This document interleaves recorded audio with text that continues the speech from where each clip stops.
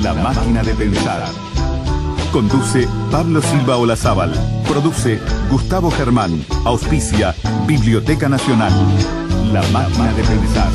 Amigos, ¿cómo andan? Espero que anden bien. Arranca La máquina de pensar, son las 19:02. Arrancamos en un estudio que está frío por el aire acondicionado, pero afuera hace un calor bastante significativo, y aparte se viene la lluvia. Gonzalo Gervás está ahí en controles de emisión y vino sin paraguas, no importa. Gonzalo Gervás es un hombre prudente, pero no trae paraguas. Amigos, estamos con Gustavo Gerván en la puesta a punto, en una semana que viene surtida, y bueno, y ahora vamos a hablar de un género que no se suele hablar en La máquina de pensar, a pesar de que supimos organizar durante 7 años seguidos el Te Cuento Que era un concurso de minicuentos por SMS, y de última este género podía entrar. Me refiero a los aforismos. Es un libro de aforismos que se llama Extractos de Limón. Bruno Cancio, ¿cómo andás? Lo más bien, muy contento de estar por acá. Gracias por la invitación. Bienvenido a La máquina de pensar. Muchísimas gracias. Bruno Cancio, sos licenciado en psicología. Exacto. ¿Sos psicoanalista, no? Psicoanalista, sí, soy docente de Facultad de Psicología. Doy Lacan y Freud. Trabajo en clínica. Perdón, ¿sos lacaniano o no? Se podría decir que soy lacaniano. Hay un chiste que se hace en el ambiente que dice que todos los que terminan en ano piensan como el culo. O sea que ser freudiano, kleiniano, lacaniano no es muy bien visto, pero sí estoy súper influenciado por Lacan y lo he leído mucho.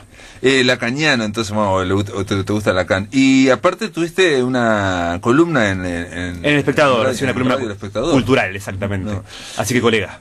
Sí, sin duda. Y yo, me han hablado bien de esa columna. Entre otras cosas vi que hablaste de gente tan importante como Sándor Márai, por ejemplo. Claro, la primera columna fue sobre Sándor Márai, sobre la mujer justa. Mirá vos.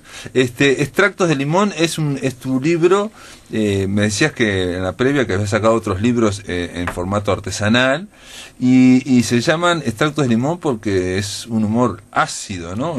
Exacto, son cuestiones condensadas, ácidas, y que, bueno, podrían diluirse en conversaciones posteriores.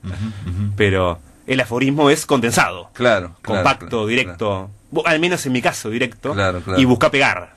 Pegar, provocar, sacudir. Y en general el aforismo, por la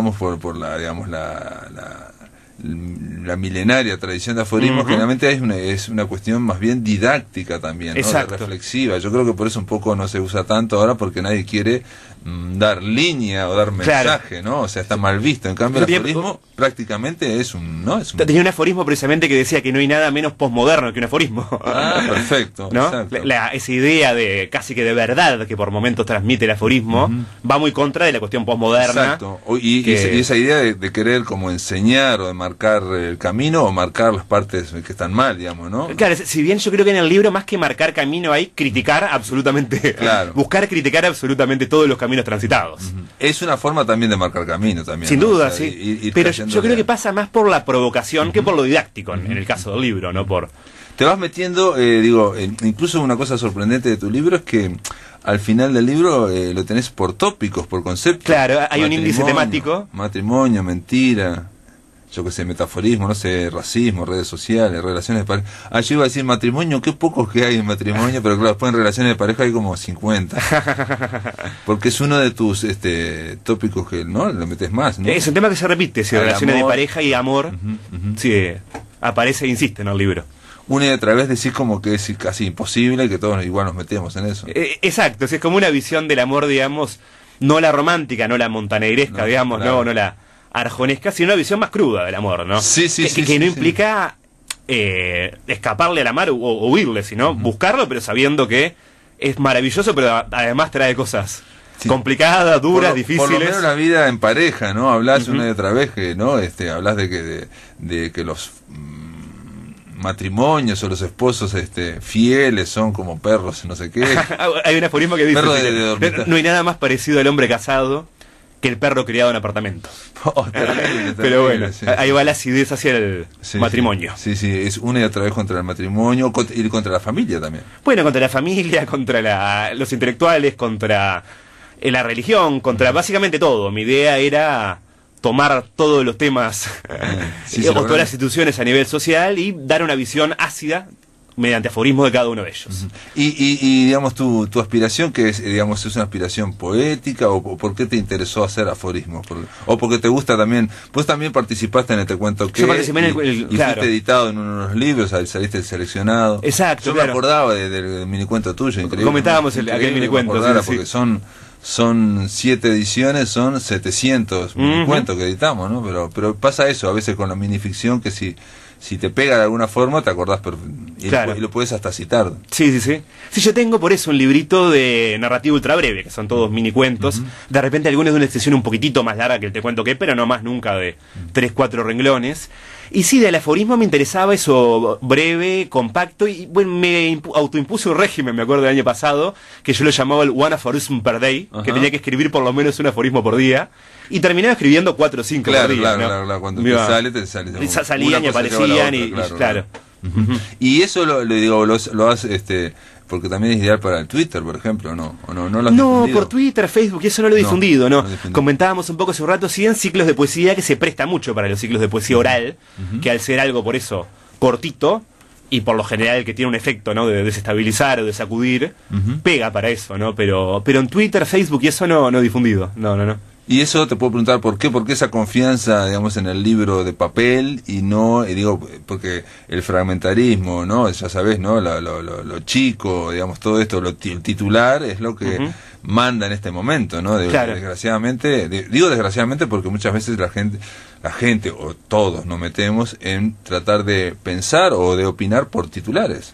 Claro, el tema es que yo personalmente uso bastante poco Facebook, lo uso más bien para difundir actividades, cuando voy a dar alguna charla, alguna presentación, o bueno, cuando iba a presentar el libro precisamente, pero no tiendo a meterme mucho a comentar por un tema de economía de tiempo, digamos, que vienen demasiado cortos los días. Y entonces lo presentaste, ¿quién estuvo en la presentación, por ejemplo? En la presentación estuvo Herbert Benítez, como profesor de literatura, y Carlos Echegoyen, que es un psicoanalista lacaniano. O sea que yo fuera los dos expositores. Mirá vos. Sí.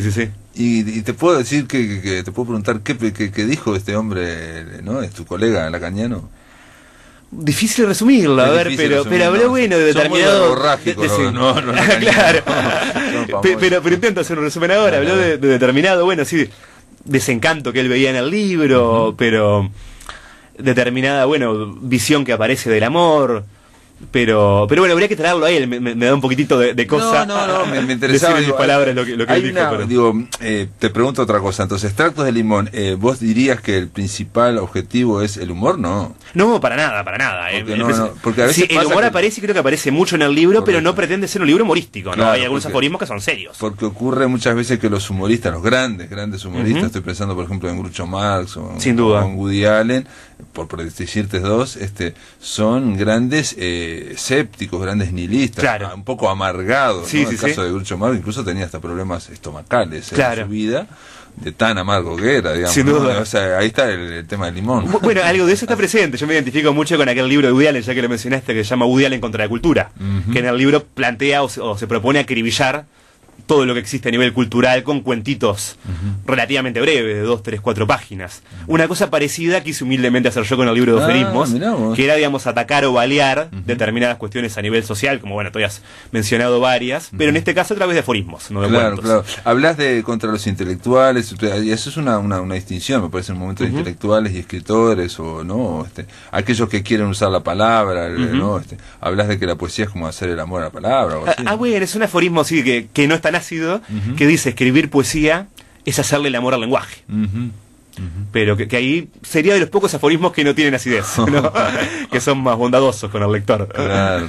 Me pasa con gente que incluso lee el libro y se enoja por momentos. Algunos aforismos le provocan rechazo o se molesta, me ha pasado. Bueno, yo te dije que a mí me llamó la atención en un momento porque, digamos, en general el narrador o el escritor de aforismos se ubica en ese, por lo menos en el imaginario, ¿no? En un lugar que es eso, que de última es didáctico. Claro. Incluso más la crítica, ¿no?, sarcástica es una forma de didactismo, ¿no? De enseñar, ¿no? O de hacer algo didáctico. Sí, mi idea era así escaparle a la solemnidad, ¿no? Yo digo en un aforismo también que la solemnidad es la mejor amiga del poeta mediocre. Entonces tratar de sacar o de salir de la cuestión solemne o cuasi decimonónica que tienen a veces algunos aforistas, ¿no? Me identifico en ese sentido mucho con el Ambrose Bierce del Diccionario del Diablo, ¿no? Que si bien no son aforismos, son definiciones que son casi que aforismos, sí, y que por lo general son por eso irónicas, ácidas, ese está bastante jugado el humor. También muy jugado el humor. Es un libro de repente lisa y llanamente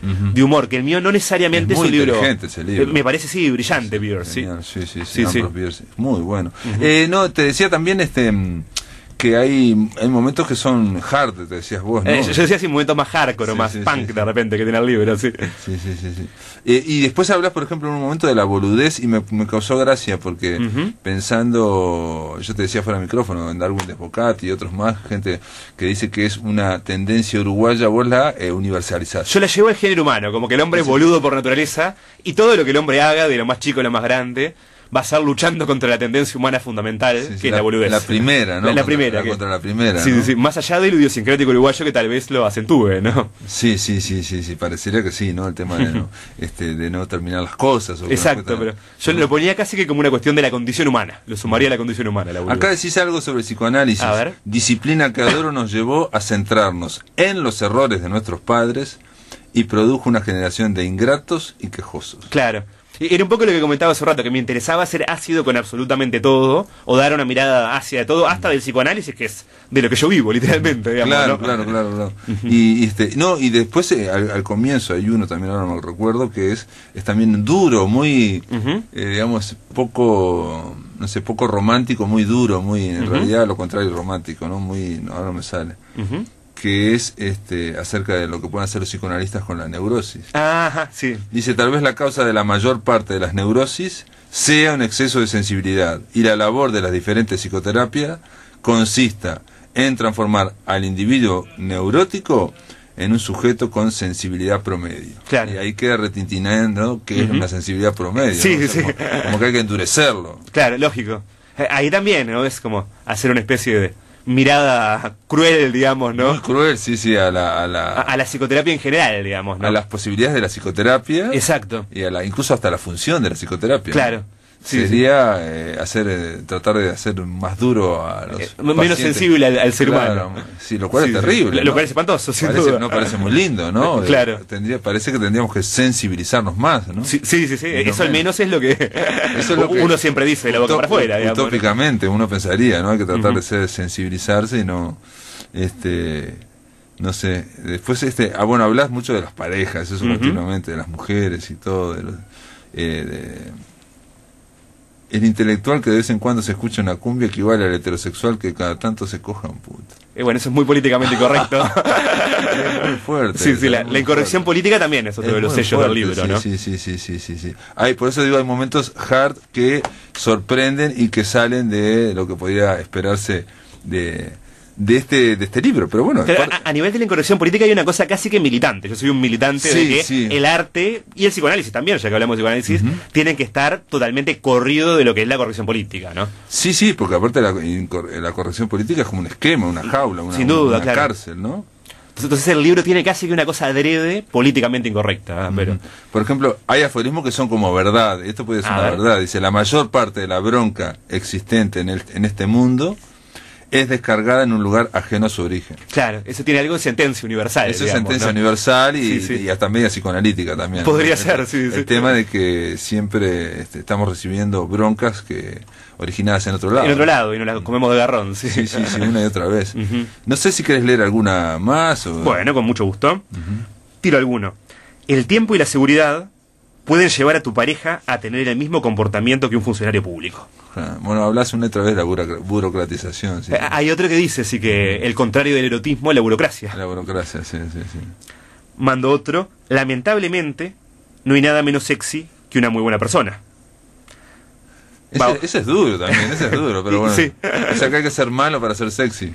Y yo creo que lo malo en muchos casos resulta sexy. Claro. Lamentablemente, ¿no? Porque arranca el aforismo diciendo que lamentablemente. Ojalá fuese diferente. El humor políticamente correcto es como el sexo oral con preservativo.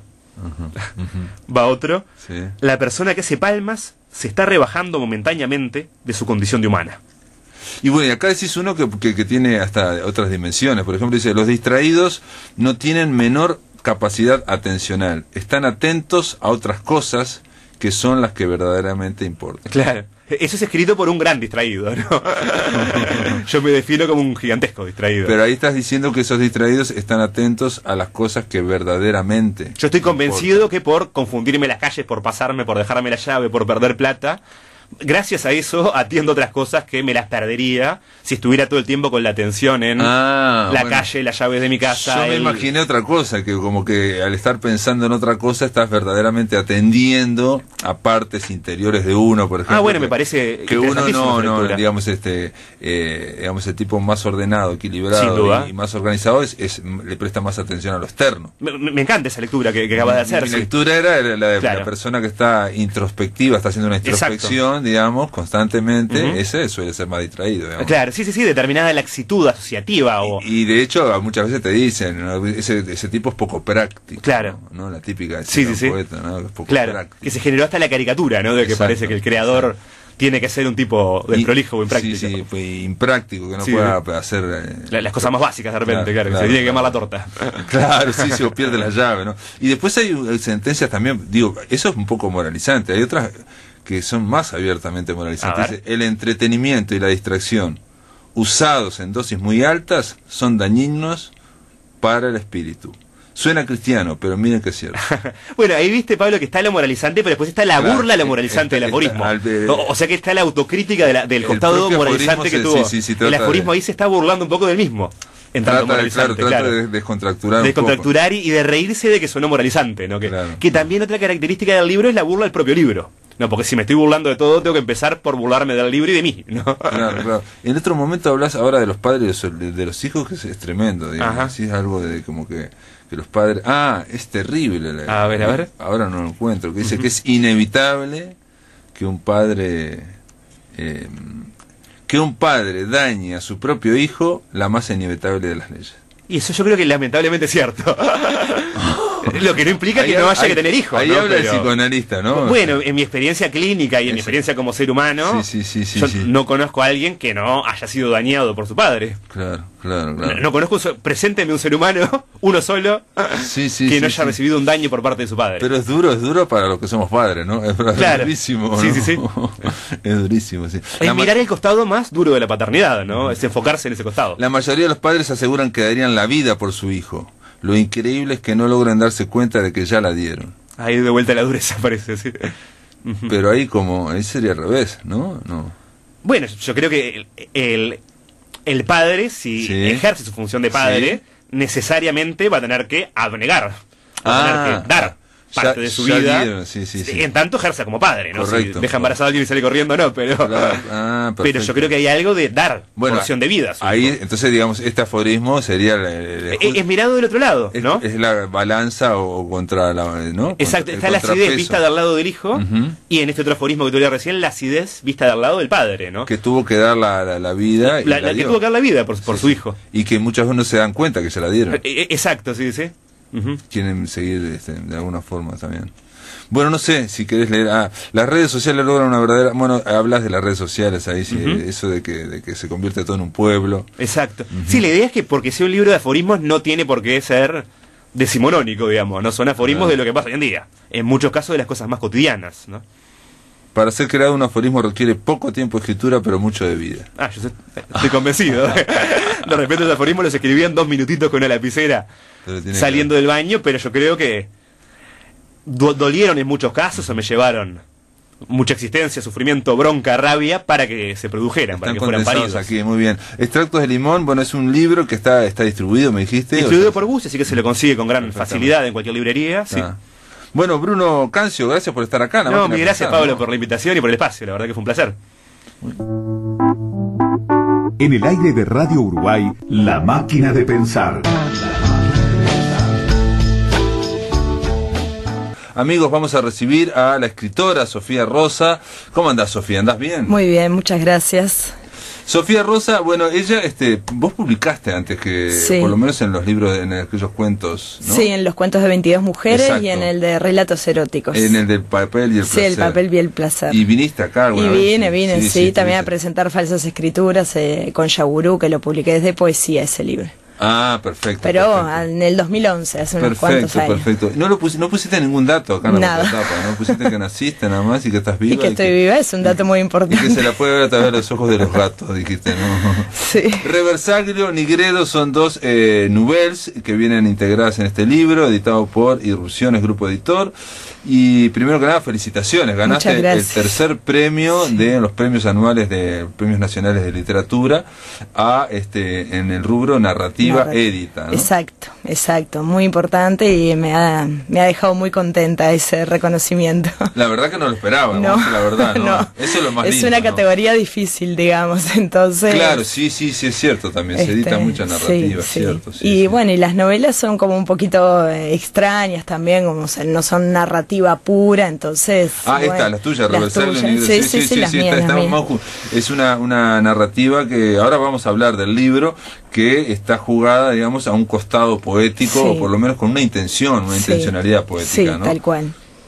Rehuyendo algo que a veces tiene la narrativa, que es, por ejemplo, la explicación, que la poesía huye de la explicación y la narrativa generalmente trata de ir, por lo menos, estoy siendo muy exagerado, ¿no?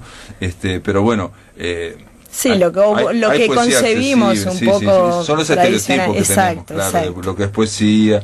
Esta sería una narrativa un poco más hermética de la habitual. Tal cual. ¿No? Yo me siento bien en el terreno de la prosa poética, digamos. Ahí es como ese lugar me gusta, pero bueno, sentía que en el fondo hay una historia que se narra en las dos nouvelles, entonces, bueno, dije, va para narrativa en realidad. Claro, incluso alguien podría fantasear de que la protagonista es la misma. Sí. La narradora es muy similar. Es muy similar. Por lo menos hay abuelas de los dos lados, ¿no? Y hay tal cual. También, ¿no? Hay gatos también. Sí.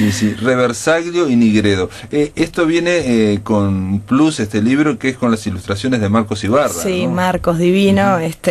Estuvimos trabajando mucho en conjunto con el libro, de hecho, sobre todo con Reversaglio. Él leyó algunos fragmentos, me mandó dibujos que le surgieron a partir de la lectura. Yo a partir de sus dibujos también seguí escribiendo un poco más, entonces ameritaba que estuvieran ahí porque son muy significativos. La lectura que él hizo también del texto, ¿no? Es muy linda.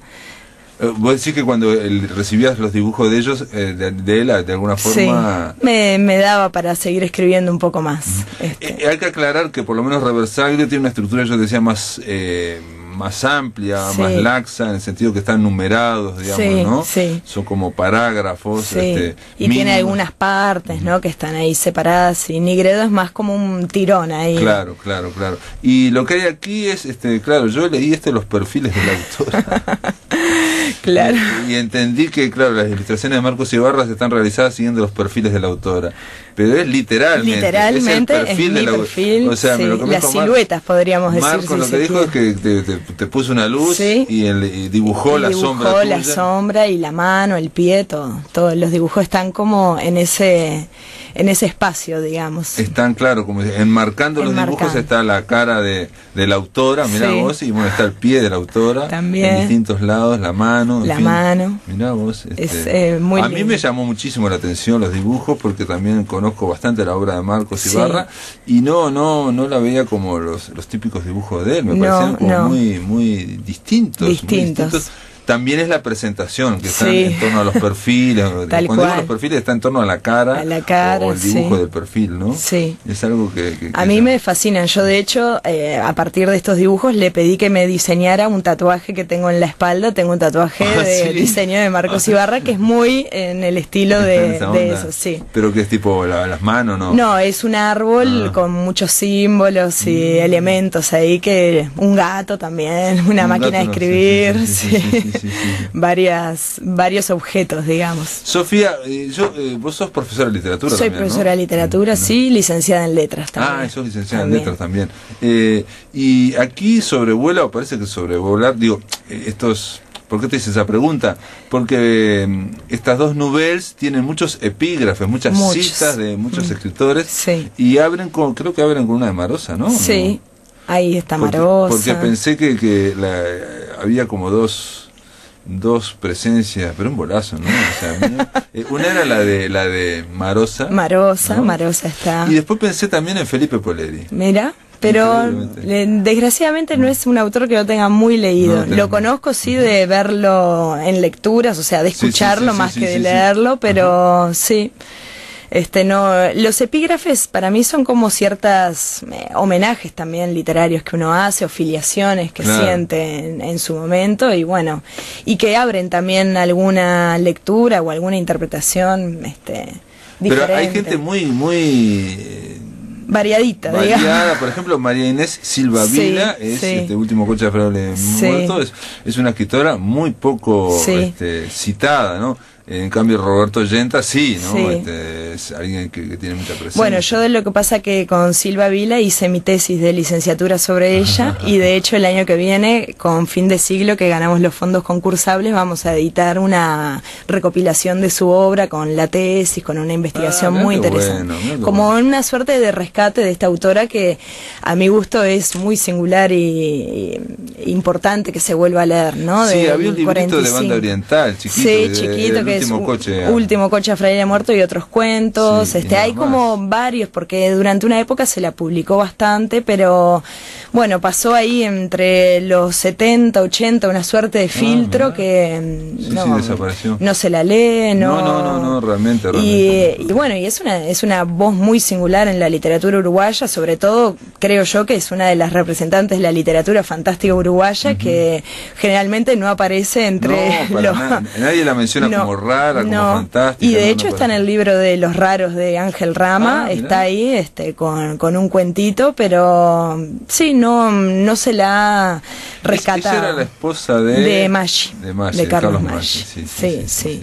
Y su hermana también escribía, ¿no? Su hermana, estaban ahí una de Maneco, y bueno, y vivieron con Ángel Rama y David Vital en una casa, los cuatro juntos, ¿no? Y además tiene un libro sobre la generación de 45 muy lindo también, que se llama 45 por 1, que son todas anécdotas. Ese libro me dijeron que es maravilloso, muy bueno, pero yo no es maravilloso. Y incluso se hacía la crítica que contaba la mitad del 45, porque era el grupo donde estaba ella, ¿no? Claro, donde estaba pero ella. Que era muy bueno. Muy bueno, porque son anécdotas de primera mano, ¿no? De ella como protagonista. Bueno, y hay situaciones que cuenta cuando va Felisberto Hernández a comer con ellos, que comen unos ravioles como muy... Con Onetti también, terrible. La visita de Ionesco también a Montevideo, ella estuvo ahí. Bueno, es un libro que vale la pena rescatarlo, ¿no? Porque es una... ¿Eso lo habían editado en Fin de Siglo? En Fin de Siglo, pero hace unos cuantos, como del 93 es el libro más o menos. Sí. Con un prólogo de Benedetti tiene, que es el que dice, bueno, la mitad de 45. Perfecto. Es la idea. Ahí claro, que en realidad no es todo el 45, y no. Pero hay una imagen muy linda, por ejemplo, que ella describe a Idea Vilariño caminando por la playa, porque bueno, vacacionaban ahí en Las Toscas, en Atlántida, entonces en realidad estaban en contacto todos, ¿no? Ella, bueno, tenía más su vínculo, más afinidad, filiaciones, claro. Familiares, claro. Por lo que fuera también, ¿no? Igual había algunos que estaban peleados. Hay unos debates Emir ahí. Rodríguez con Monegal, con Ángel Rama, que eran... hacían punta. Que son muy lindas, todas esas anécdotas están ahí en el libro y son bien interesantes, la verdad. Pero con ser una integrante de 45 como que no tiene ninguna presencia. No, desgraciadamente no. Y bueno, la idea, yo con la tesis un poco lo que me propuse fue eso, rescatar su figura, y de hecho esa investigación el año pasado sacó una mención en ensayos inéditos en el MEC. Y bueno, y a raíz de eso un poco Fin de Siglo me propuso así ver si podíamos hacer algo y bueno, tuvimos la suerte de que los fondos concursables lo premiara y vamos a hacer un lindo libro. Esa es y presentarlo, armar un buen archivo de ella. Claro, para de alguna forma traerla. Y que es una antología de cuentos. Sí, seguramente La mano de nieve, que es el primer libro de ella, y luego algunos fragmentos de 45 por 1, algunos de sus segundos cuentos. Vamos a ver si hay algo inédito, interesante para... Se pasan esas cosas. Sí. Y eso te encargas vos, digamos. Me voy a encargar yo, sí. Estoy muy contenta, Rosa, Muy bien, amigos, después de la pausa seguimos aquí conversando en La Máquina de Pensar con la escritora Sofía Rosa sobre este libro que se llama Reversaglio Nigredo, son 2 novelas en una, que está editado por el grupo Irrupciones, editor de Gabriel Sosa, que estuvo hace unos días acá, y que acaba de ganar el 3er premio en categoría narrativa editada en los premios anuales o los premios nacionales de literatura. En el aire de Radio Uruguay, La Máquina de Pensar.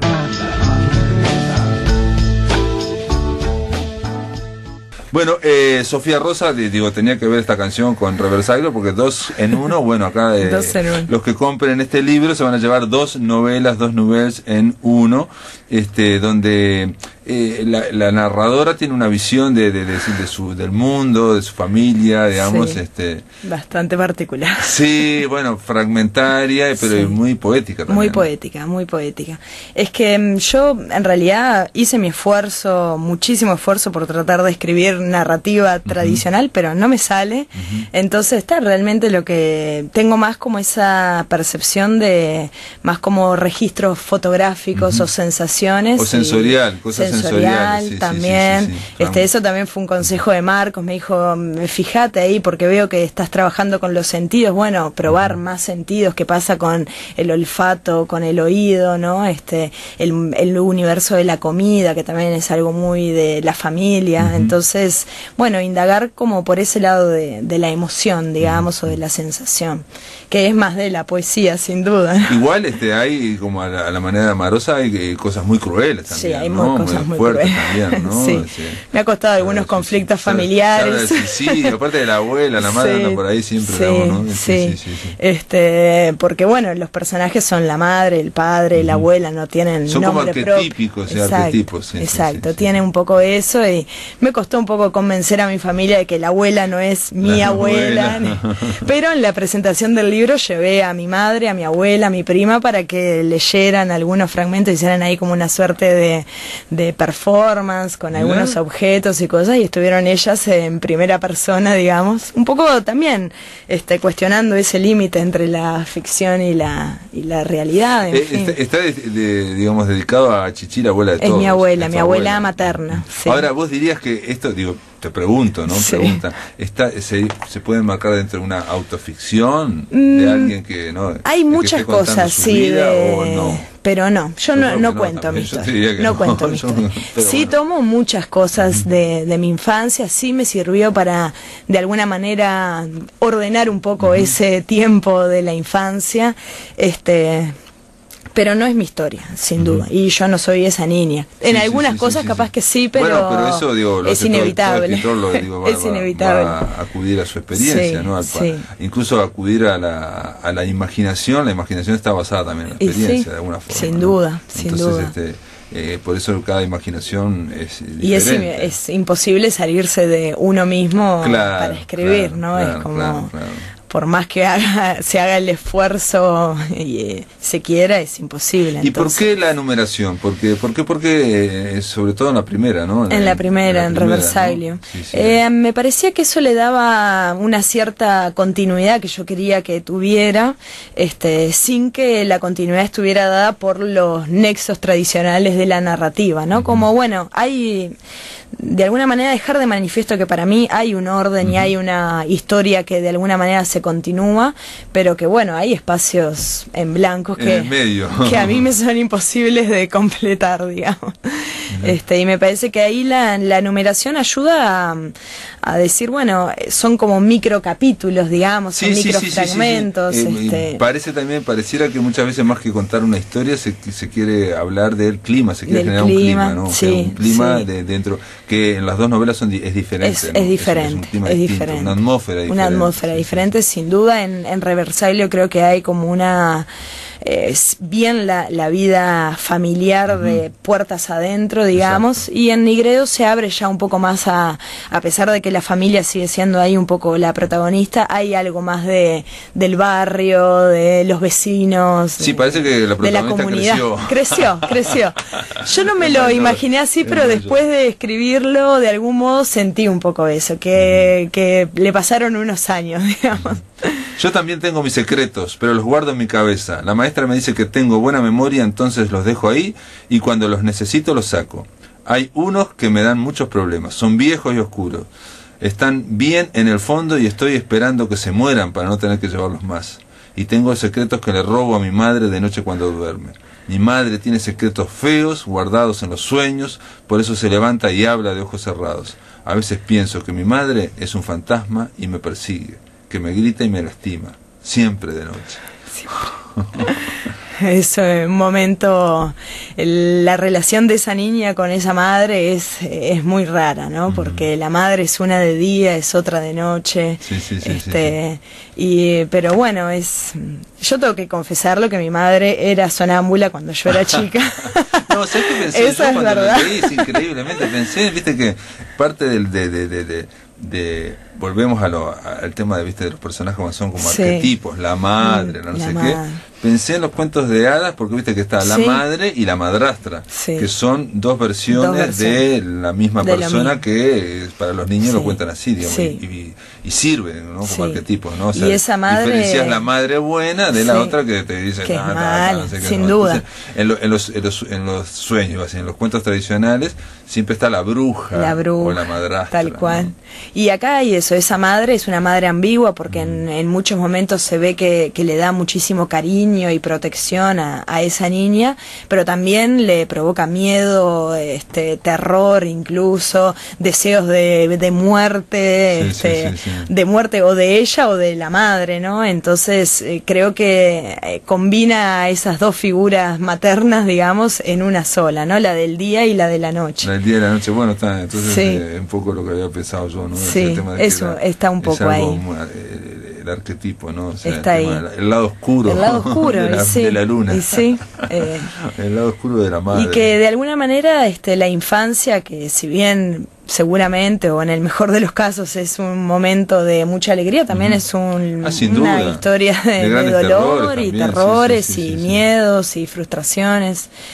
Entonces, yo no me propuse en un primer momento decir, bueno, voy a escribir como una niña, sino que más bien fue surgiendo. Esa voz empezó a aparecer y a medida que empezó a aparecer, bueno, empecé también a indagar un poco más, bueno, cómo es esa infancia, cómo podría ser esa infancia, que ve, que siente en determinadas cosas. Creo que desde el mundo adulto a veces subestimamos un poco a los niños y algunas cosas, entonces, bueno, también darle un poco la palabra a esa niña que todos fuimos o que yo fui en algún momento, ¿no? Todos vamos a caer ante los pies de la más grande.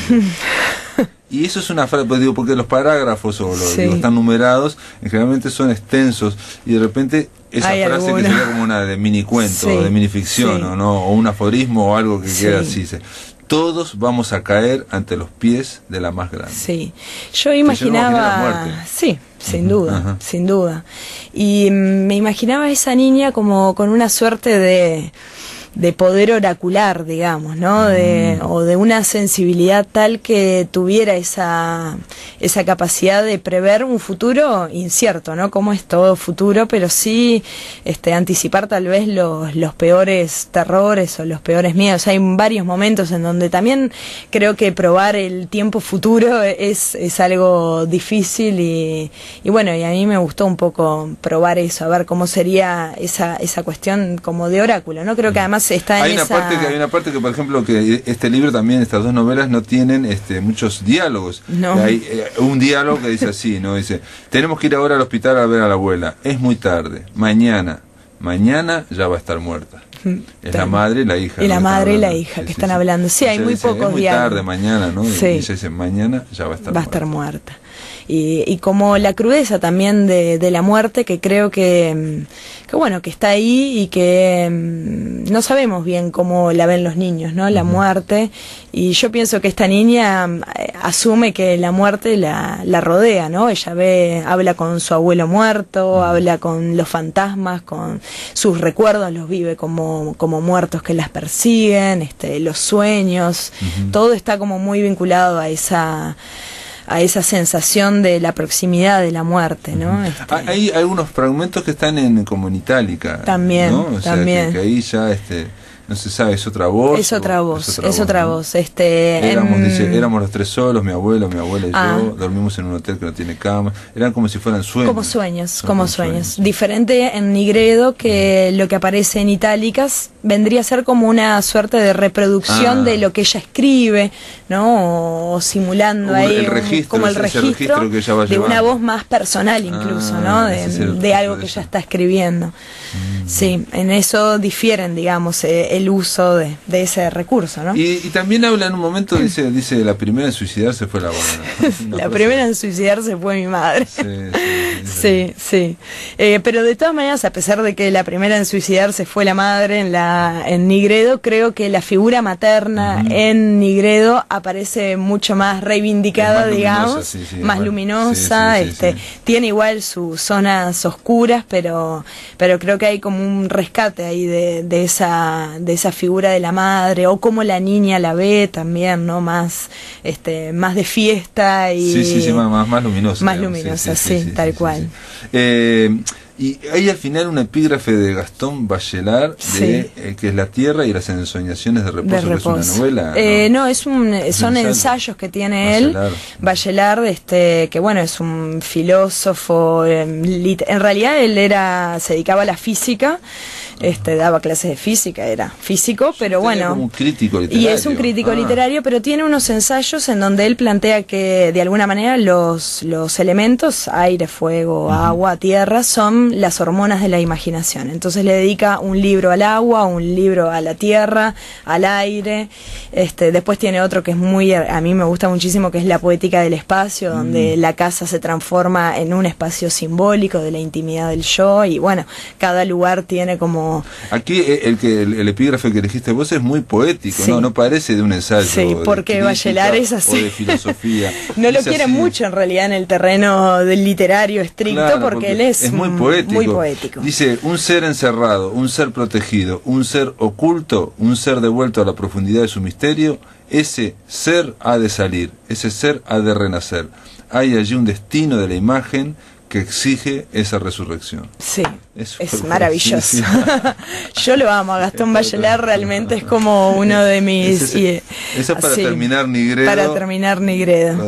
Lo pusiste y tiene como esa idea de, bueno, que la oscuridad de alguna manera, como reivindicar la oscuridad, no vincularla solamente a lo terrorífico, que vendría a ser verlo desde la luz, sino como, bueno, llegar a esa profundidad de la tierra, de algo más complejo, de buscar las complejidades. Y la oscuridad como refugio también, no solamente como aquello que amenaza al yo, sino como un refugio. Sí, como algo más... el reposo, ¿no? Por eso le llama así al libro, claro. Bueno, Reversaglio Nigredo quedó presentado. Sofía Rosa, de nuevo, felicitaciones por el tercer premio en el Premio Nacional de Literatura del MEC, que sacó este libro después de 2 años. Eso es otro fallo que tienen desgraciadamente el concurso, que espero que lo arreglen en algún momento, porque desde el 2005 se atrasó el concurso, entonces en narrativa édita no se falla sobre el año anterior, sino que se falla sobre hace 2 años atrás. Entonces, claro, este libro editado en el 2014 es premiado en el 2016. Pero sigue a la venta, eso es bueno. Sigue a la venta, está ahí, se puede, si a alguien le interesó realmente esta conversación, Reversaglio Nigredo está ahí distribuido en las librerías. Gracias, Sofía. Muchísimas gracias. Amigos, se terminó La Máquina de Pensar. Mañana vamos a estar llamando a Buenos Aires para hablar con otro premiado. Me refiero a Gustavo La Espada, que ganó el primer premio, pero en los premios Nacional de Literatura, pero en la categoría Ensayo Literario Édito. Y luego vamos a recibir a Rodolfo Santulo para hablar de la novela policial Luces de Neón. Ahora viene Visión Nocturna, amigos, que lo pasen muy pero muy bien.